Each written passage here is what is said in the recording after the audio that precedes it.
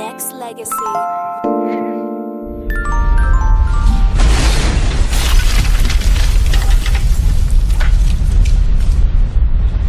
He influenced not just me, but so many other people throughout the nation, not just for his acting talents, but also everything that, as far as hard work and dedication, we can be able to have. I mean, you know, blueprints is done in one by this man that I have right here, which is Ernest Thomas, and he is on this edition of Branded After Dark. Mr. Thomas, how you doing? Oh, I'm doing wonderful. How are you, my brother? I'm blessed. Yes, I like that. Blessed. That's me. Absolutely. And I want to take the time to say thank you, because, you know, again, just, you know, me reaching out to you and you being an influence not just in my household, but so many different people's households throughout their lives. Your hard work and your efforts and your dedications has been inspirational, and I got to tell you, thank you from the bottom of my heart, because watching you on TV, not just what's happening now, but, you know, seeing you on Everybody Hates Chris and all the things that you've done throughout your career, I'm a big fan, and I'm a big admirer for what you've done. So thank you. Thank you, my brother. And you know, Aaliyah, you were, God rest her soul. I had the pleasure of meeting her twice, and she was the sweetest girl. Absolutely. So I had those moments, those times when I met her. Yeah, it was a great loss. Even for that brief moment I met her, it's like she totally embraces you, you know? Mm-hmm. And she was incredible love and charisma and talent, but so just joyous and happy and humble, you know? Right. I just want to throw that out too. Absolutely. So how's Mr. Thomas doing in this world today in 2012? How's everything going with you? Man, I'm telling you, I'm getting so much love, my brother. Just did a play. We sold out at the Wilshire Ebell Theater with Loretta Devine and Vanessa Bell Calloway and Flex Alexander. And when I came out, the audience, I hadn't said a word, and the audience just went out. You know, I'm just not. And people think, oh, you should know that. I said, no, I don't. I don't know that, you know. And that's love. I'm always thrown that they're loving me like that. I mean, I hadn't said a word, you know. Right. And then when I came out with a curtain call, they jumping to their feet and they just hugging you, and I had to go out to the audience. And so it was just, so that was, we did 3 sold out. And then I was on a film at night, young African-American lady and her husband. Brilliant. You're going to hear a lot about her, and just to be able to help her and see, I love seeing the young people, you know, at this age as a senior citizen. I get a joy in seeing the future, you know, right? And the young actors that I see and actresses, man, and if I can just coach them and say, hey, and give them a good word. But God I'm just supernatural. My mother I wrote a book in honor of my mother called Conversations with My Mother, for the Mind, Body, and Soul, and that's out on Amazon Kindle. So I gave her flowers while she's still alive. Right. And then I'm doing a big thing in Maryland next weekend. It's a collectible show, black collectible show in Gaithersburg, Maryland. But we recently were in Jersey, which is 99% white people coming from all over to pay you, you know, hundreds of dollars, and just crying. And, you know, that show was 35 years ago.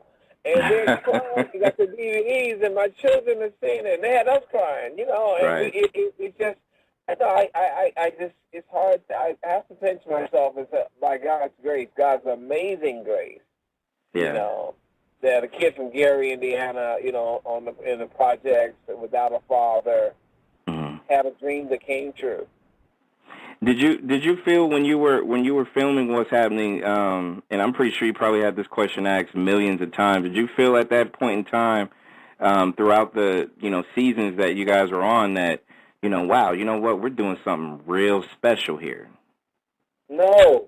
I was just talking to Flex about it. I mean, no, man. I was actually saying, Oh man, I don't know. I don't like the way I looked. I don't know how that line sounded. I was always complaining, going home like, oh man, I can't watch that. I can't watch myself. I can't see it. And then all these years later, the very thing I'm talking about, I can't see it.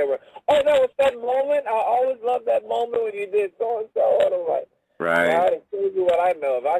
So I caught, and I tell young people now, I want you to really enjoy the journey as you go along, because I really didn't get, I was still like, it was like an out-of-body experience. I mean, you ask guys on a TV show, so you get it, okay? Right. It's like, am I going to die? And it was like, how do you get a show within a year? I mean, not like a long time. I said, oh, yeah, okay, God, I want this show. God, I want this show quick, Bob. I need this show like now. And all my friends, my fraternity brothers said, that fool done lost his mind. He actually thinks he was going to show in a year. We've been out here 20 years. We done studied with so-and-so. We got awards, and we done did this and the plays. And I went, and then it happened. And, brother, I'm telling you, I really thought I was going to die. I mean, I was in front of the people. I would be happy and sign autographs, but privately, I went, this is too good to be true. Wow. And I told him, don't do that to yourself. Now I'm really enjoying the journey, having learned that lesson. And it's amazing that you mentioned that, especially for the young kids. That, to me, I think with you, and you can correct me if I'm wrong, but just watching your career and just watching you evolve in your craft and what you've done and the respect that you've gotten, I think a lot of it comes down to not just God's grace and being able to put you in this position, but there's a huge point in time where you just have to just be humble with everything that's happened in your life, good or bad or indifferent. And to me, I kind of sense that you've always had a humbleness about yourself. Oh yeah, I was taught that since the time I can remember. You're growing up in Kojic, Church of God in Christ, and having a pastor who's an older guy. He was a 60-something at that time when I was 12. Mm-hmm. So he was like that father figure, and it really, and my mother and grandmother always, stay humble, stay humble, stay humble. And I'm so glad I didn't become like some people. I won't mention any names.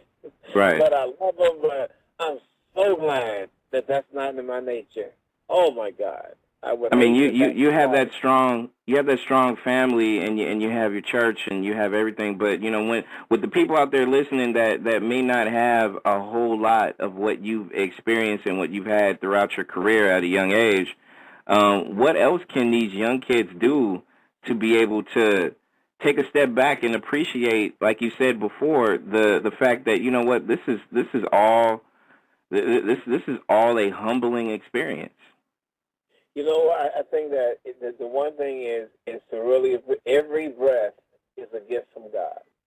Every breath, and it's also an opportunity, of greatness. Every breath you take is a gift from God, but it's also a breath that you can do something. If you're studying, of course, studying helps. You gotta, that's the scripture, study to show thyself approved. So right. I didn't just say I want to be an actor and just say on blind faith I'm just going to walk around. I did study at the American Academy. I knocked on doors. I had that tunnel vision. And it takes, I tell people, forget about these statistics, baby. This is real. If you want it that bad, if you really want it and you have focus, total focus, mustard seed faith, that means that you don't have to be a lot of faith. But the little you do have, you're going to act on that, and what Jesus said, if you just have that little bit, and really don't doubt with that little bit, right? You can, and that's what I did. That's exactly what I did. I came out here against all odds.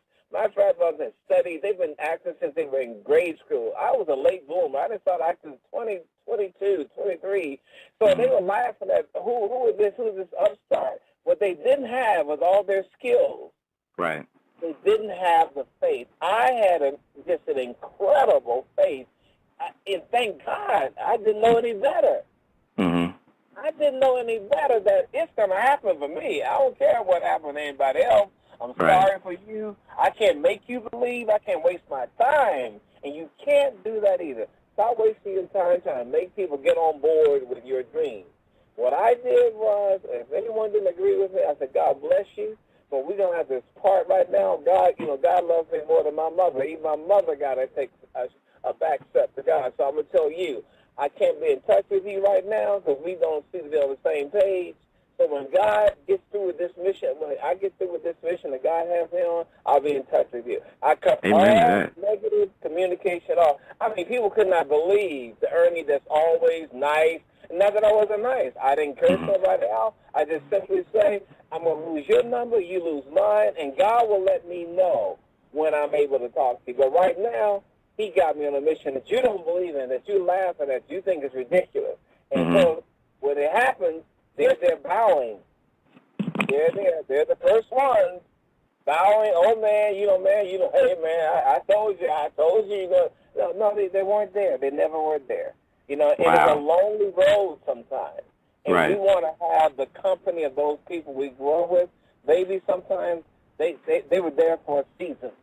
So now it's just as long as you and God are together, you're the majority. That's the thing you got to get to. And I can't emphasize that enough because they make it too difficult. It's not that difficult. Get your skills, but mainly incredible faith. Do not ever speak a word of negativity. You never heard me tell anyone how bad it was. I'll be crying in my hotel room in L.A. No one ever knew. I'll be crying all night and shower that morning and got a smile on her. No one ever knew that I had, even when I had the doubt, I gave it to the altar. I gave it to God. I went to the secret place of the Most High. Because no man or woman can do anything. God, he said, bring it to him. So I totally did that because what we're asking for is something incredible, especially as an actor.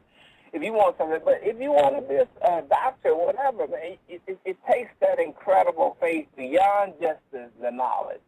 It's that incredible, because God will bring you knowledge you don't even know you had. I mean, there are things that came to me to say that I didn't even know I was going to say it. I went to offices and they said no solicitation, and I'm knocking on the door, and they said, didn't you see? No, and God would give me something to say where they would allow me to come in. Did you feel at one point? Did you feel at one point in time in your when you started off that you were looking for someone to praise your work, or were you just really like at a point in time in your career in the early days where you were just like, you know what, I'm going to do this the best I can, and whatever happens, happens? Yeah, when I got out of trying to get people to praise it, when I just went, okay, God, I'm going to have to just believe I have it and stop getting with this committee, second-guessing myself, because it's killing me, So, because I was going to some auditions, and they look at you funny, and even with what's happening, there were a lot of people. It's like 200 actors, people I knew. They went to Philadelphia, Boston, all the top major cities looking for this Rod character. At that time, Preacher Jackson, because it was based on Cooley High. So it was a major thing of like, who is this guy? And I'm so worried about. And they said this guy was street. And I remember going in there, and God just put on my mind to say it. And I went to them. I said, can I just have a talk with you guys? And so, they hadn't made the decision. I said, I don't see this guy as a street guy at all. I think he's everybody's best friend. He's every teacher's student. He's every mother's favorite son, He's like every man. He's just everyone. And the little trouble he gets into is because of his love for his friends. So he's just a good guy. So they went, okay, thank you for sharing, like, whatever. That's how they did. I felt like, oh, why did you open your mouth? Why could you? So then that came in, but I did have that moment, by myself saying, why do you shut up? You got a big mouth. But they did, but they made it like that, though. He wasn't supposed to be, if he was in Cooley High, he was more street, the way Glenn Turman did it so well. But I have tried to be more than every man, which word technical, here we are all these years, that word, the guy that just loved everybody, the big old smile, love life. when he gets up in the morning, he just smiles. Thank God for another day, you know? That's right. And I'm glad that's what I told him, and that worked. And when I see it now, I really appreciate that moment when I come out of the house, because that's just God. God, when I come out of that big smile, that is real. Yeah. That is real. Wow, amen to that. Ernest Thomas is our guest on this early edition of Branded After Dark, and throughout, like I said, I'm a fan first. So to me, just being able to have dialogue with you is a blessing in itself. And I know a lot of fans are out there worldwide, and there's so many people from different states and countries that still listens to or looks at actually. The classic episodes of what's happening now, and of course you've done so many different things on Everybody Hates Chris. You were on Martin. You were on so many different levels that elevated your acting career. Let's just fast forward to this year now that we're in, and you see the evolution as far as how it came with sitcoms, how it started to where it is right now. Do you feel comfortable on a national broadcast that the craft that you have left is being portrayed correctly as far as different shows being aired, as far as sitcoms, or do you feel like there is a major opportunity to improve television and television sitcoms? Oh yeah, I definitely think that it could be a lot of improvement, but I'm not like my colleagues who are just so. They're just almost hateful about it. Right. And I just say, when they know better, they'll do better. But they're so hungry for a laugh, they're just trying to just be as silly as possible without any thought about a story or any substance. But they mean well. They're just trying to get a laugh, and perhaps when they grow in grace, they'll do better and they'll write better shows, But definitely, people come up to me and tell me that. I mean, even young people in shows say, man, but you were in what's happening. Like, wow, man, that was, when I did Steve Harvey's show and the young lady played Cedric's girlfriend. I can't think of her name, but I was like, man, you guys are so funny. What a classic show. She was, no, but you were in what's that? But so and even like the reality shows, a lot of people criticize those or the rappers who are acting. And I said, you know what? There's always some good in it because God bless them. It's all about the money. If there wasn't if the reality shows wasn't making money, they wouldn't be in existence. So it just makes us have to work harder in creating true stories ourselves, and if we have to shoot them and put them on webisodes, it's like a worldwide web. We don't have to have a network's approval. So if they're doing reality shows with us, we can just in our bedroom with the neighbor's garage, the cul-de-sac of houses, we can do the whole thing and make a worldwide sensation if we tell the truth. So God has given us the world wide web. Or you might get a call from China, my brother. You might get a call from Switzerland. Like, brother, forget that radio show. We want you here. We hear your heart. We got something even better for you. Right. And I've always looked at it like this, Ernest, and I always feel like, especially when it comes to not just mainstream television, let's just even go mainstream radio for that matter. Yeah. I miss the shock value of it. Anytime that I've seen something for the first time, it either came from like one, maybe two different sources, be it if it's TV or radio or something like that. And I miss that excitement that people get. Now everything, or a lot of it is viral now, where people will be able to get it beforehand, so that it takes away from it. But I love the classic, and I still look at the classic sitcoms, because to me it made me feel more like, okay, well, this is home to me, and I don't lose touch with some of the newer stuff. But some of the newer stuff confuses me to the point where it's just, I find it hard for me to I guess you could say, basically just, not appreciate their acting skills, because I always feel like, you know, anybody that has talent is definitely a blessed individual. But I'm sometimes I find it difficult for me to actually you know, relate to in some cases, because to me I feel like it is more, you know, mainstream than anything else. I totally agree with you. I have to go back and watch the Sanfords and the Good Times, and I do. I'm not gonna lie to you. I do have to comfort because it's not that the new shows. It's not that the talent is not there, but yeah, I totally agree with you, my brother. That part. I do miss those days, you know, and that time period. And with me personally, it makes you appreciate what was given to you during the early days more. And, you know, and sometimes I'll put my daughter, because my daughter's 9, and I'll talk to her about certain shows that used to be on that, you know, was to me was a lot of fun. And not only was it funny and had messages and it was entertaining, but a lot of it, and I told Danielle this, and we're going to talk about Danielle as well, because I had her on my show about a month ago. Okay. Absolutely. Yeah. And I told this to Danielle. It's not really about, you know, what was actually placed as far as, you know, different shows, because I think throughout the years and decades, everybody has a favorite or 2 or 3 or maybe more. But I think it was what you guys have done and the work that you guys put forth to give us that, because, you know, 30 years from now, 50 years from now, 60 years from now, people will still talk about what's happening now. People will still talk about Ernest Thomas and his contributions to entertainment. And no one can take that away from you, and I love that. I love being able to watch, or especially when I was growing up, watching history. Yes, my brother. Yes.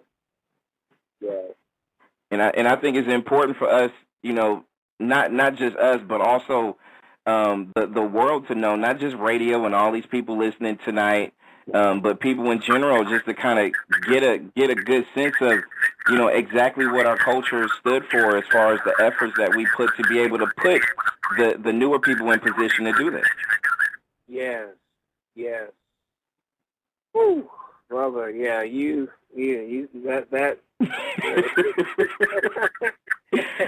reminded me of this. It was a soldier, a white soldier had done a couple of tours in Iraq, and he came to a autograph signing. So he came to me, and I'm signing it, and he's saying how excited he was, and he begins to cry.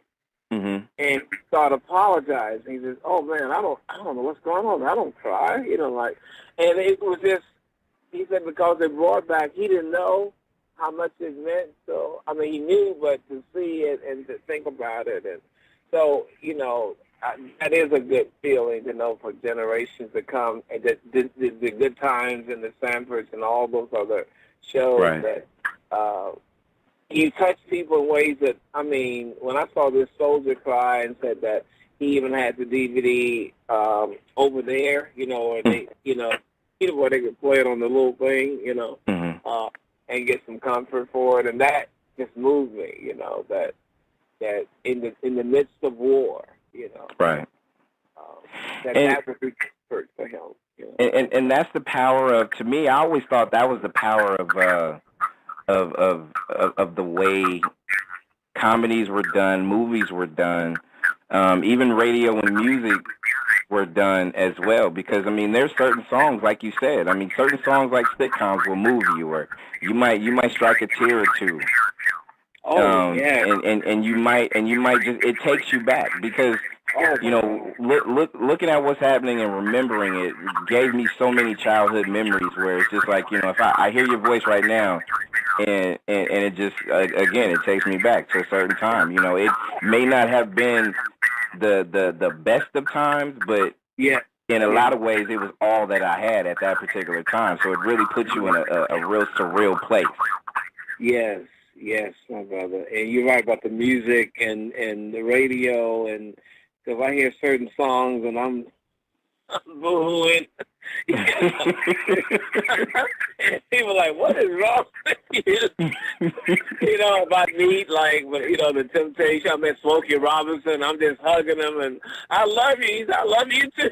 I had to, I was a little kid when I heard Smokey Robinson, and Barry Gordy, and it just, so yeah, that I'm oh man, yeah. See, I didn't stop and make Ernest Thomas just pause real quick and reflect, huh? You did. You really did. You really did. And at this age now, I don't mind emoting. I'll emote on you in a minute. My friend said, why are you crying so much? And lately, you just been crying every time. I said, well, you really appreciate, the good things that you've had in life and things that really bring back such great memories, and that, like you said, it might have been not the best of time, but the music gave you comfort at that time, Absolutely.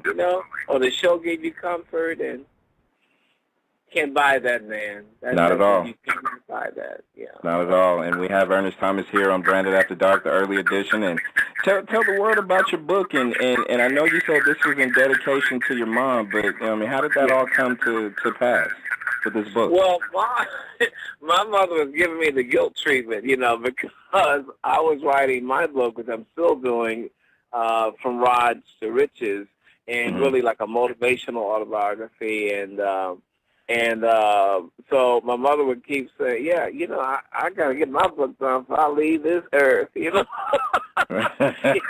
got to get somebody. I don't know who I could get, but I know I'm trying to get somebody. And I'm like, okay, I get it. So, and when I started doing it, she's 81 this year.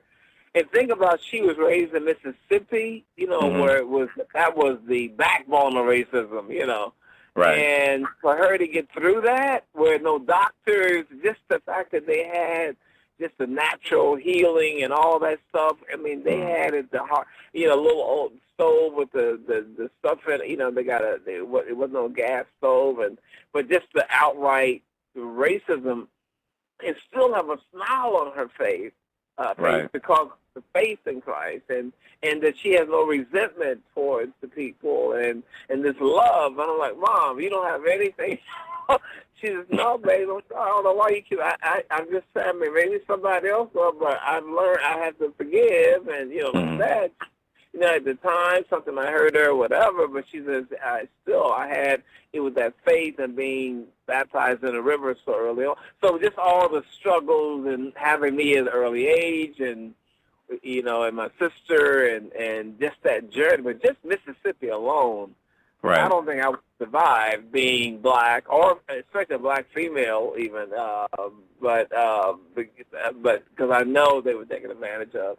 But I just don't. I said, Mom, I don't see how you did it. I really don't see how you are sane right now. And he says it's her faith, so that's what it was, in honor of her faith as a Christian and mother of the church. And she amazes me because she still has a smile. I mean, she just laughs. She did that even through the abusive boyfriends and stepfathers. And right. I'd be crying for her, and she, after they're gone, she's like, hey, kids. I'm like, what is wrong with her? And then I asked her about that now. She said, because she didn't want us to be depressed, so she always gave us the sacrifice of praise faith, And I just think about it. I mean, she just amazes me, because I don't see, it was painful to see it, your mother get beat. It was very painful because you can't do anything about it, and very traumatizing. And but I just admire her, that. And so it's really a beautiful thing in life lessons for young people, and that she never thought she'd see a black president. That was amazing to her. And right.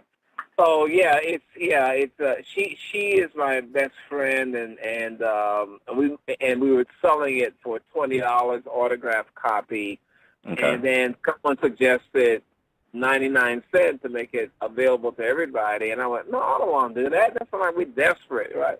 So my mother said, I'm 80. Look, I'm 81. I want the book to be read. I ain't got time to wait for no sales. I'm 81 years old. I don't know if I'll live tomorrow, So I went, oh, okay, yeah, I get it. So we did the Amazon Kindle, and that's why we did it, to make sure. We did an audio version with Ella Joyce. Remember Rock? Absolutely. Yeah, she's doing my mother's words on there, so that's going to be coming out soon, too. Very good. But, Very good. Yeah, incredible. Like I said, I don't get how she kept her sanity. I still don't get it. Yeah. And I do understand faith in God. I do understand that part. Absolutely. And to me, I think that's a testimony, especially to do it and do it now, because, we're all not promised tomorrow, so it's important for us to be able to share all of our successes and our appreciations with the people that's still here while we're all here, because you never know what tomorrow brings. Oh my God. Oh my brother. We never know. I think that's important. And I had a good conversation yesterday with Miss Danielle Spencer Fields, and we were talking about books and and things like that as well. And it's funny that you mentioned your book being out there and it's available and people can go to Amazon, correct? All they got to do is type in Ernest Thomas, or they got to type in the title, right? Yeah, I sure can. And we were talking about, what, we gotta make sure we do some things to be able to help these young kids pick up a book and read, or just read in general. Because I don't know about you, Ernest, but just because everything is in your face now, from the iPads to the computers to everything else, touch thing or whatever it is, the Apple One or whatever it is. It's with all this confusing stuff, man. I'm like, can we please do it old school sometimes and pick up a book and read, or do certain things? But what are your thoughts about just making a pact right now, live on the air, that we're going to do everything in our power to kind of show these kids that it is okay to pick up a book and read? Absolutely, man. You don't know what you're missing, and that will take you all over the world. The gift of language, of knowledge, to be able to read and understand, and there are people out there, there are teachers that will help you understand, there are books that will help you understand what you're reading. There's no excuse now, and unfortunately, 91 million people are illiterate. And one of my cousins shocked me, because I know he's 70, but I said, you haven't bought Mom's book yet, man. It's kind of hurting her. He just, Ernie, I'm sorry to say, but I can't read. I went, huh? Wow. So that's what made me do the audio thing, but still, I think you got to be missing out, and you will suffer later on. It's all cute now because you got all touch this, touch that, but you will go no further than your neighborhood. If you want to be able to go all over this world and be able to compete with any and everyone, you better use the gift of God. God gave you a mind, a brain. You got time. You're young. You can absorb more things. You can understand more things quickly. You better get that. You don't know what God might bring out of you. Right. You don't know what ideas will come to you, God called David at 12 years old, and we got to come back to that divine thing with everything, that if you just study, you don't know what. I had no idea I would be an actor. I was a social worker. I you just don't know. Right. You study, someone said, Ernie, I think you got that. Are you talented? Won't you try it? And I did, and then found out, wow, they have. So, I'm really, it alarms me how many teenagers are. Well, I met Oprah's guy. What's his Stedman. And he was telling me that 71% of the kids in Detroit will not graduate from high school. Wow. 70-something percent. I think more than that, 71. And I just could not, in this day and age. And that there's no alarm, there's no marches about that, It's just, okay, that's what's going on. And he said that's happening in a lot of the major cities where people just want, of course, with the drug culture, money so available, the quick money, So that whole thing about the integrity and having character and principles, where I'm not going to sell my soul to get ahead. That's right. going out because people they're so desperate, and they make it they said, oh, my mom is such a sweet lady, I don't want her to live in I understand that, a rat infested, whatever, so I'm going to sell drugs, I'm not going to do the drugs. Right. And I've had to even say it because my cousin is a policeman. He says he's heard these stories. A young kid, 15, got $30,000, in his mattress, and the mother is kind of co-signing it because they to the point that they're so desperate too, But we went through slavery, my brother, through the toughest time where a mother would rather die than give up her child for any. Now they're gonna, for a house she'll sell her soul, but mothers would die. They let their child be hurt, and now a little piece of crack, she will give up her body and her child. So we've gotten to the point that the parents are not parenting. That's another thing. So the kids are not totally responsible because the parents are not there. And I don't know when that happened, brother. Yep. I don't know when that happened, but it makes me cry. It breaks my heart. And thank God for Pastor Corey Brooks in Chicago, who is a Project Hood, who went to the worst area where they're killing, and he started the whole thing of trying to reach out to the gangbangers, Right. Where they're turning in guns, and of course they were killings. 10 people got killed in a week, but he's in the midst of, he's willing to give his life, like Christ said. And I think that I gave him. I'm sending money to him. I said I wish I had millions of dollars, but I'm dedicated. That's what I was looking for. Someone like that. And that's no disrespect to the ministers with the big churches, but you're not affecting anyone. Not the real people. Yeah, you're affecting the adults, but the kids are still admiring the gang leader more than you, the drug dealer more than you. They're admiring them more than you. And that's a shame. That's right. Ernest, you remember back in the day where, well, at least in our generation, growing up, if there was anything going on that was negative, if you were outside and you were getting into it with another kid, or if you were doing something that you definitely was not supposed to be doing, there was a neighbor, there was a parent, there was somebody that was on that block that would knock on your door and would tell on you in a heartbeat and would put you in line. Absolutely. We don't have that no more.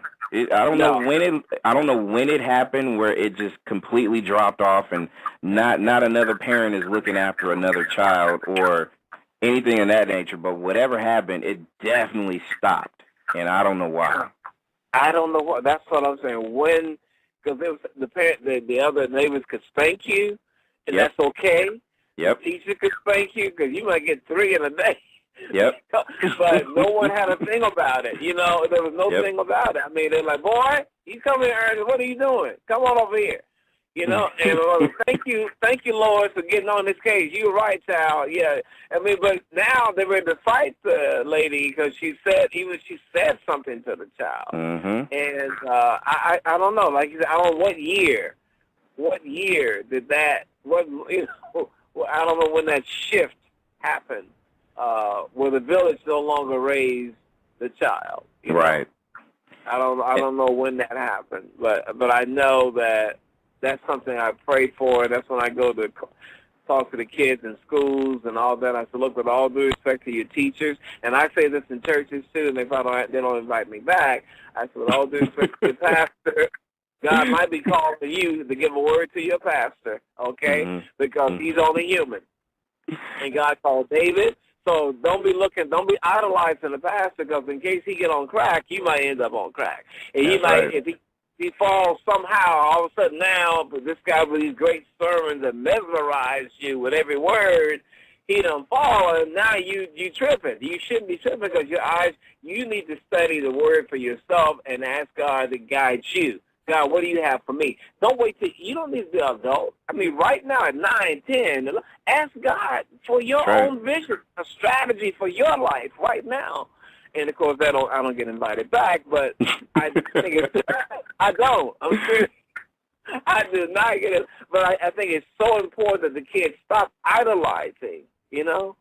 And if we can get these little kids to be like little light bulbs of faith and reading and education and learning, man. Right. And and I'm not saying it. I believe it just takes. That's why when Corey Brooks, I said again, I hope you have him on your show one day, because I think if we could get like the major drug dealer, the major gangbanger who's killed everybody, and he changes, right? And that's my prayer every day. Is God, God let a Paul among let there be a Paul among these guys, because that would really. They know that the daddy or the maid, the cousin, but if the hardcore, just killer drug dealer gang member changes, oh my God, that will be so powerful. So that's my prayer, because it's going to take that.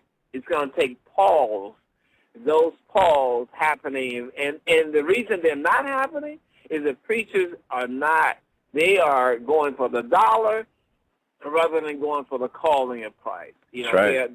They've opted for the money. They built these big marble structures, and they got the planes and the soul beings. Ain't nobody transformed.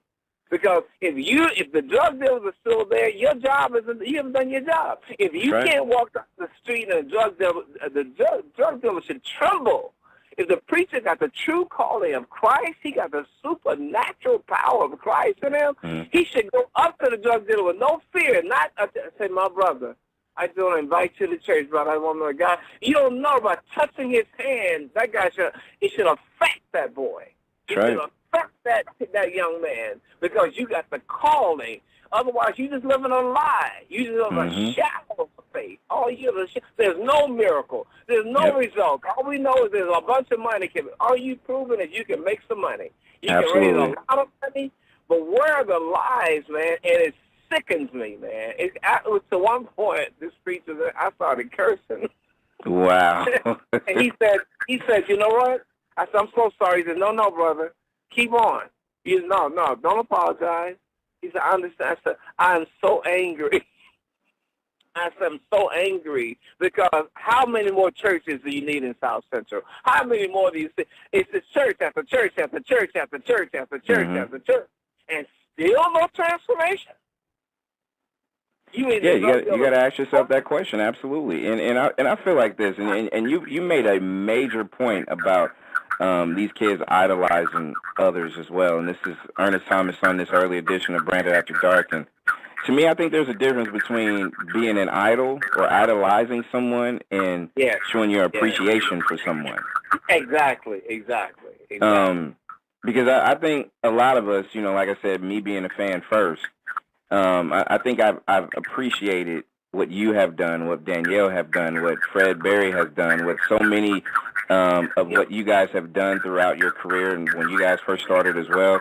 I think that appreciation was so huge that as it spilled into, generations after generations, somewhere, like we said, to me, I think that's a big mystery as far as when it all turned into idolizing. Like they meaning some of the people out there would look more at, okay, let me see how much you made versus what you've accomplished.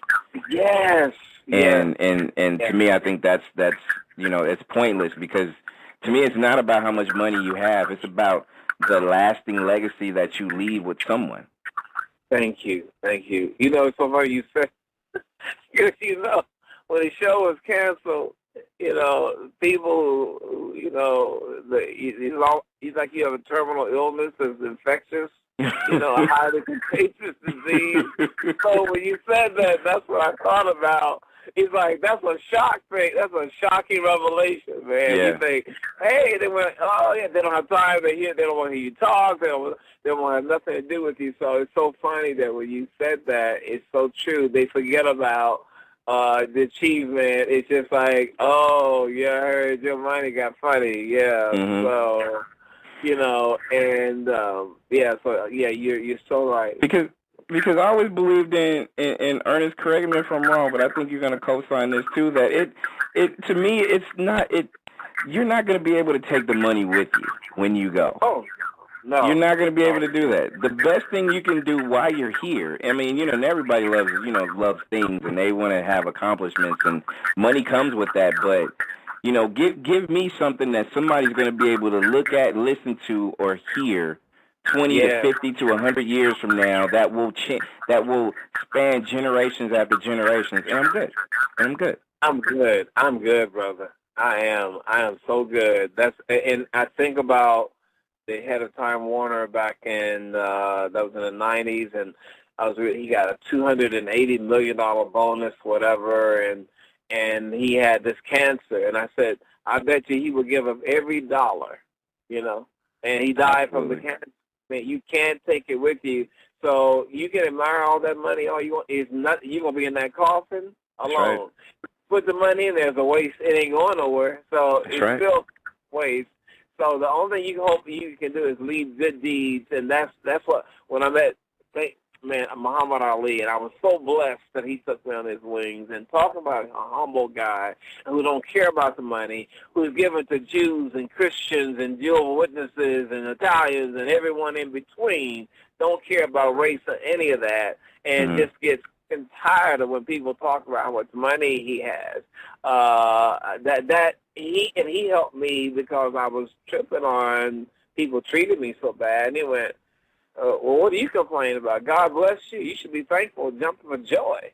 God bless you with a TV show. You admire it all over and all that. Forget about the negative. You got to thank God and go out here with me. We're going to go to these hospitals. We're going to go to see the Sinai to the cancer ward. The street corners of Watts and Compton and South Central. And that's what he did. He took me, and we saw the response. With people, oh no, oh my God, and they were just so happy to see how you made people happy. So you complaining, about your show canceled and all that. This is what you got to do: to thank, give, show God you're grateful for all you've been given, so much, and that helped me a lot. Going to the hospital to visit kids with cancer and adults with cancer, and going to homeless shelters and feeding people, the homeless, and visiting different churches and the Catholics and the synagogues and all about love, and it's amazing, and I think one of the best people ever walked this earth, it's definitely wow. And he definitely saved my life that time. I think God knew I needed someone, as they say, almost bigger than life, and that in that sense. That he got me out of that, and to let me know I'm not doing you any favors, you deserve this, Wow. I love you, I'm supposed to do this for you. I'm not doing you a favor because I'm just another man. Don't be looking up to me. And stop that. I see you doing that, and it irks me. And I went, huh? Yeah, he said, I see that. Don't be doing that. I know you admire me, but don't be staring at me. Because I would just be staring at him and all. Wow. And he said, look, get over it, okay? But he was so helpful and very funny, too. But he would get me when he saw that, be like, hey, stop it. Stop it. So yeah, man. So yeah, that's those type of people, and that's what he wants to do: lead good deeds. And he admitted his mistakes, and the thing he wants to do is leave that legacy of good and charities, and which he's done. And that's not the stuff people don't even know about. He's given people money for their homes and saved people's businesses that you will never know. I was at the mansion when he gave, loaning people land, churches. He's Muslim, right? Giving them land. I remember this minister, and I saw him recently, and he said, remember I met you at all these mansions? I remember. He said, remember he gave me that? I remember very well. But people don't know, and he's not going to say anything about it, Wow. He is a Muslim giving land to a church, so they can have their school. I mean, people just don't know the good deeds. So that's what I want to be. That's that type of, I want to have those good deeds. And I know that, from hearing people over the years that, you saved my life. I went to college. You made me want to study. And one lady in particular said I literally saved her life because she was about to jump off the train. And this happened a couple of years ago. And she's now a radio DJ. She's giving this testimony. She sent it to me. I didn't even know. I was doing a show with Bernadette. We were going to do like an old school rapping show. We were the host, and she was about to jump off I didn't know that. So I just saw her, and I made a big thing like, hey, I know you. You're famous. You know, I made a joke because I saw her looking at me. I said, I need your autograph. She said, you did. She said, so she wrote me later, you had no idea. I was waiting for the train so I can jump in front of it. And you saved my life.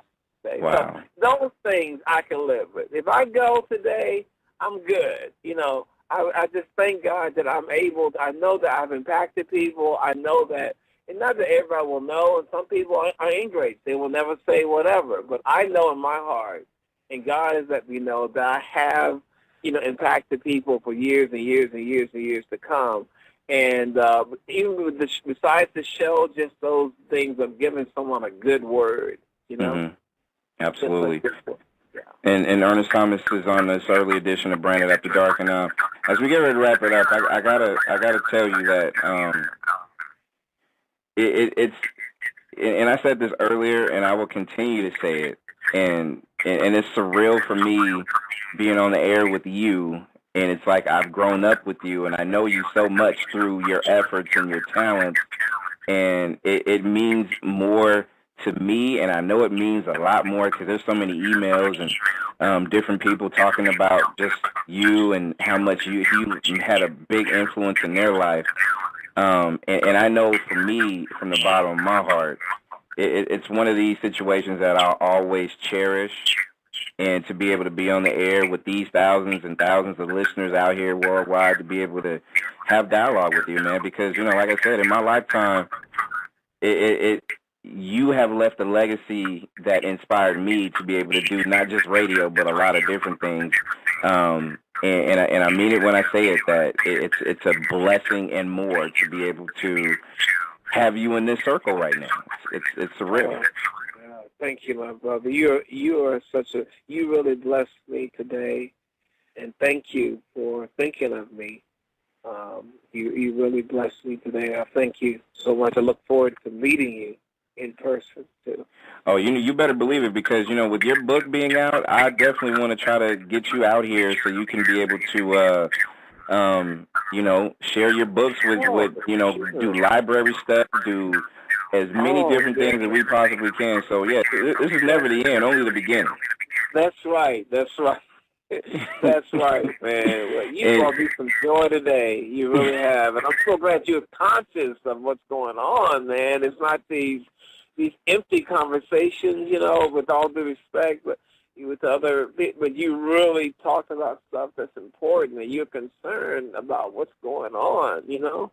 Man, and you know what? It's all about leaving a legacy, Ernest, and I just really, you know, especially not just me being a father and having a 9-year-old daughter, but, you know, remembering what everybody else through generations has done to set us up. I don't want to see us as a generation fail, not just this young generation, but the generations that's going to be here when we're not here. Yes. Yeah. So we have to focus on that. And before I let you go, a lot of people are asking, you know, and I found you on Facebook as well. Like, let the people know where you're at on Facebook. Oh, yes. Ernest L. Thomas. I added the L because my middle name is really Lee, and I've been wanting to do that. And I know Samuel L. Jackson will probably say that. I love Sam. But, no, I wanted to ask. So it's Ernest L. Thomas on Facebook. It's also, my email is e@ernestlthomas.com. I have a website, too, www.ernestlthomas.com. Yeah, so. Perfect. And I do, you know, Twitter. I do the Twitter, too. All right. There you go. They got me hip now. I'm trying to get hip. Yeah. See, you know what, and you see, you're just like me. We're in the same range, not just age wise, but, you know, we're still adjusting to all this new stuff, this technology, this social media, all this stuff. So, you know, if you're tweeting and you're Facebooking and you're doing all this stuff, man, you're good. You're good. That's all you need. You don't need nothing else. That's right. the world, see, and the thing about it is the world is in the palm of your hand. So there's so many people that can tweet you from China that loves you, that from different parts of the globe that can be able to reach out to you and, you know, at your fingertips. Oh man, that's what's so awesome. And I get it from all over Italy and Switzerland and Brazil, and they doing their own thing on YouTube with Mr. Omar in Spanish, and it's awesome. Yeah. Absolutely. Well, Mr. Thomas, thank you very much. And we got to shout out Miss Cassandra as well. We definitely got to send some love out to her. Yeah, my publicist, Cassandra Williams, Wet PR. That's right. We write it, we edit, and we tell it. That's right. I love her to death. I love her to death. She is a ball of fire, and I love it. I love every single second of the conversations I have with her, and you know, blessings to you, man. And like I said, it will be an honor and a privilege to be able to be alongside you and trying to help you know, help these kids and put them in the right direction and have them pick up a book and read. Yeah. You don't have to be on your internet tonight. Just pick up a book and let's read. Let's do what we got to do. You know, absolutely. Let's do it. Please, let's do it. Yeah. That's right. Yeah. Much success, much love to you, and I will be in touch with you, Mr. Thomas, ASAP. But I want to thank you again for coming on the station, and hopefully many more times we'll be able to have dialogue and conversations, not just on the air, but also in person. I love it. I look forward to it, brother. And God bless you 1,000 times, my brother. Hey, same as you, and thank you for doing what you have been doing throughout your career and continue it, because you have earned, and you have a lot of people out here, including myself, that respects everything that you have done, and continue doing what you're doing. Thank you so much, my brother. Thanks a lot, Mr. T. All right. All right. All right. There's Mr. Ernest Thomas. Nexxlegacy